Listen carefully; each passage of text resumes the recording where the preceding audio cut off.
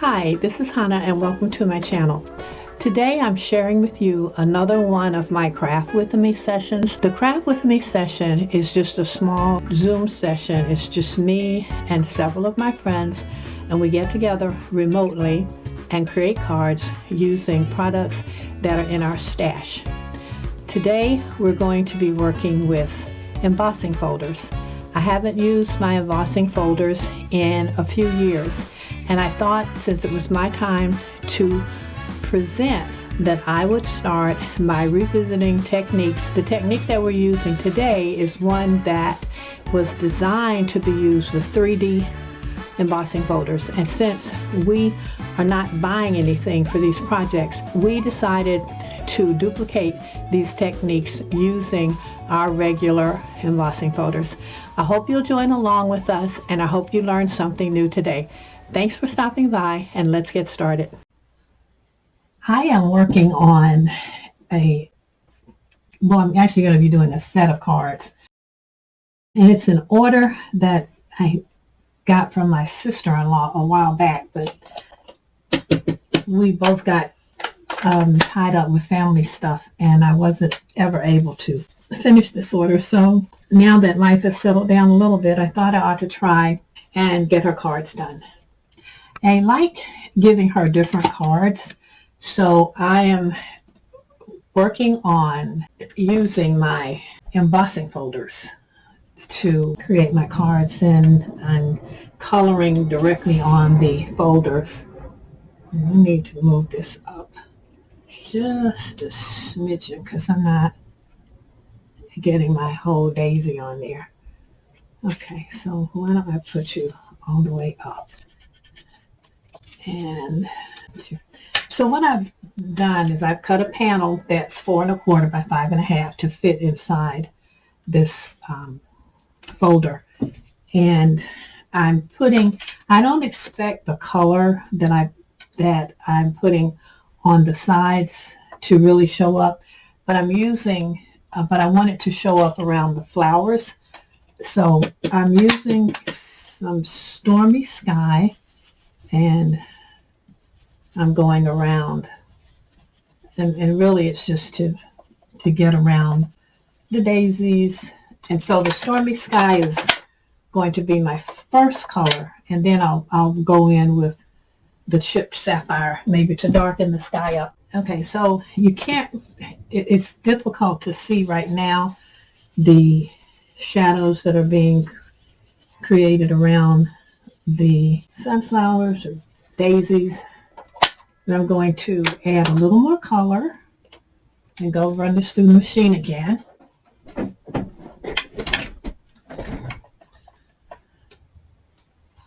Okay, so now you can see a little bit more, and somehow that got on the flower, but that's okay because I'm going to color the flowers.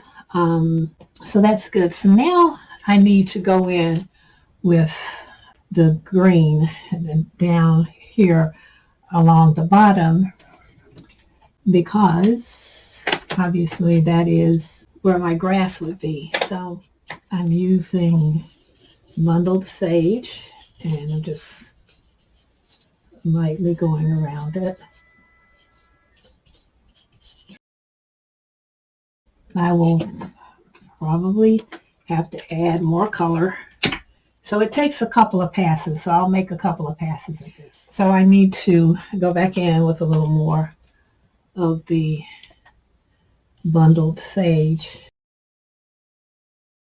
I pressed down too hard before, and I got a little more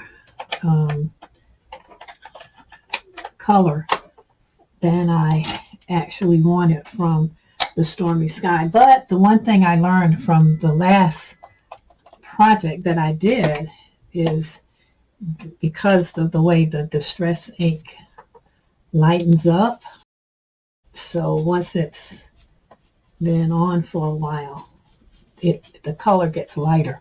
So a lot of what I thought was too dark on my previous cards ended up not being dark enough.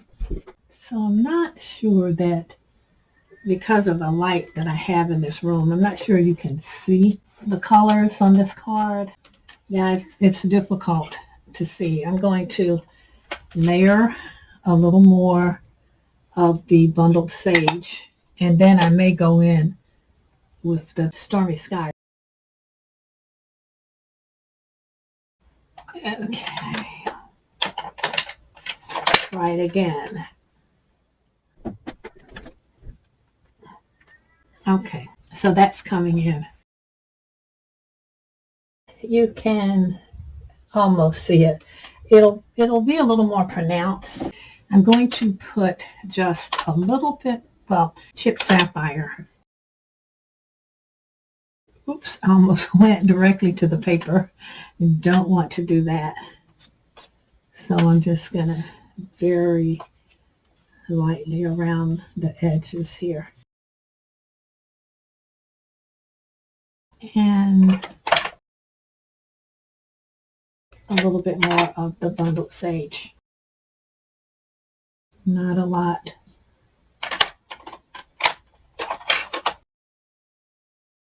And then across the bottom, I am going to use Pumice Stone.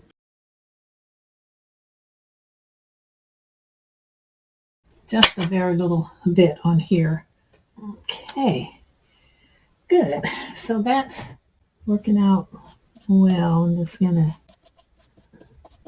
go directly to the card just to touch up the edges a little bit. Now I might put a little more pumice stone shadowing around there. But right now I want to put some text on here, I think. And I'm going to stamp my text in the pumice stone.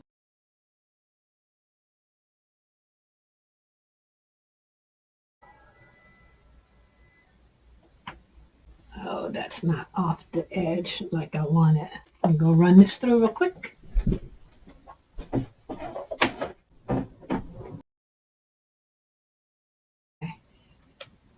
Yeah, so some of the text is showing up, but I'm going to have to do this one again.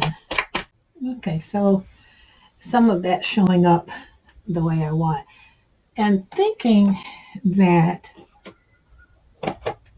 I don't have as much text as I want there, but I want to put a butterfly in there. And I'm thinking I may need to stamp the butterfly in, like, I might try vintage photo. That was, so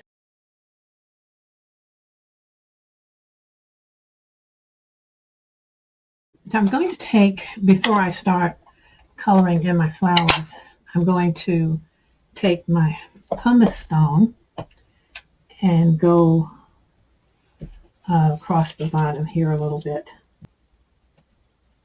And I'm going to trim this so it's not going to be that noticeable. And then I'm going to bring a little bit of the pumice stone in.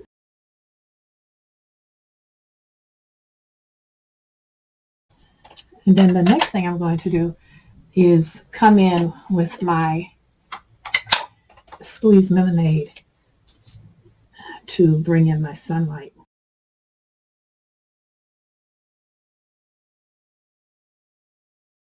Okay, so now I'm going to do my flowers.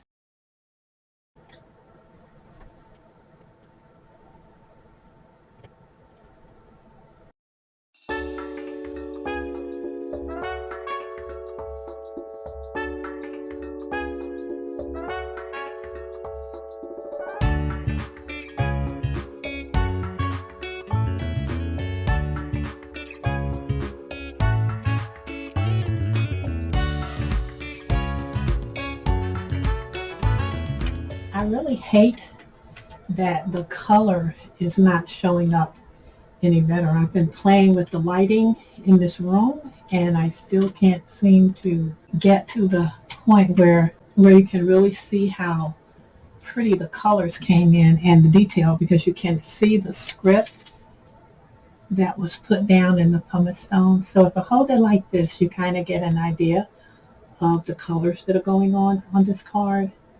It's really quite pretty. You have script here, there's a butterfly here, and then your sunlight's coming in over here, and then this is the soil at the bottom that I did with the pumice stone. So here's my finished card face. I have to stamp my sentiment.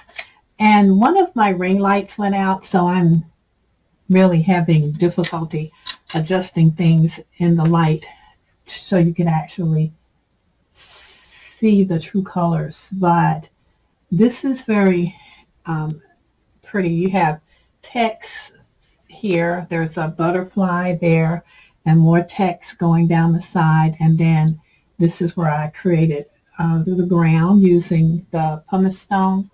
And then your sunlight is coming in over here. And blue sky blends into the sunlight on the other side. And I was going to layer this on craft cardstock, but I decided now, after looking at it, that this is one that really needs to stay white. And the sentiment I've decided to use is this one that says, "Let's go somewhere only we know." So I have played around with the placement using my acetate, and this sentiment fit perfectly. And so again, I get out my Bura stamp platform. Okay, I like that placement. Let's straighten that up a little bit.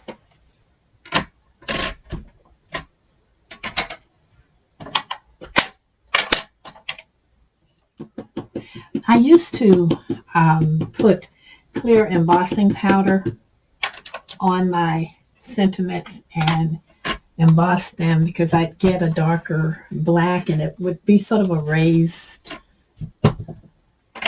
image. But now I just do, no, I just stamp it a few times.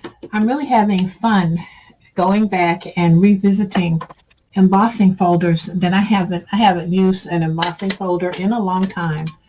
You know, I only do it if on my blog challenge I have embossing as a theme.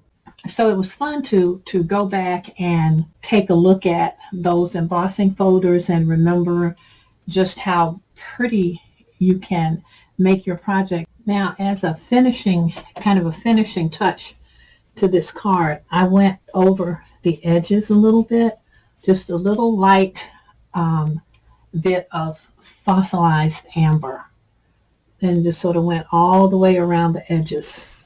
Since I'm not going to mat this, but what I am going to do is mount this on a piece of craft foam. I'm going to add some flat back crystals just to give it a little visual interest. I decided on this card something else I wanted to do that's different than what I normally do, and that is I wanted to round the edges. So I used my corner rounder, and I made a small corner. It's just 1/8 of an inch rounding, but it sort of softens up the look of it. So I've already cut my foam, and I'm going to put this down with double-sided tape and glue. And I put the glue on top of the double-sided tape just to give myself some oops time.